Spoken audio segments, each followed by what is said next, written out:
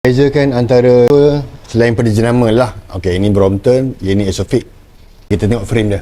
Kalau tengok kesan welding dia, Brompton macam ni. Pindahkan ke Exofix, dia lagi nampak lagi kasar.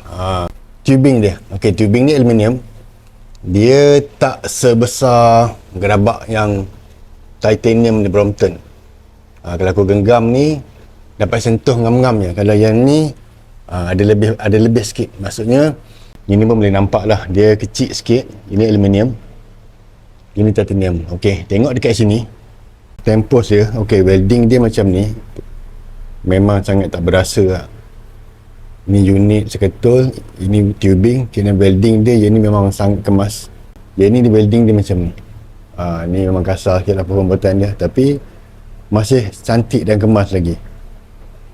Head tube dia macam ni, sama je. Memang sama je.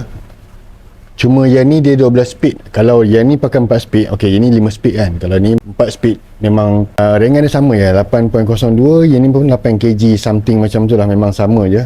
Aku cuma nak beri gambaran lah. Kalau nak celoteh pasal pemandangan tu, banyak sangat panjang waktu dia. Cuma aku nak beritahu dia sama je. So yang ni memang dia tiru T-line. So T-line keluar dulu, lepas tu Exofix keluar sebiji ampere yang sama, dan cantik pun dapat, ringan pun dapat. Cuma ini dia menang pasal dia Brompton lah. Sebab dia jiwa Brompton, jiwa original, okey, confirm yang ni lah.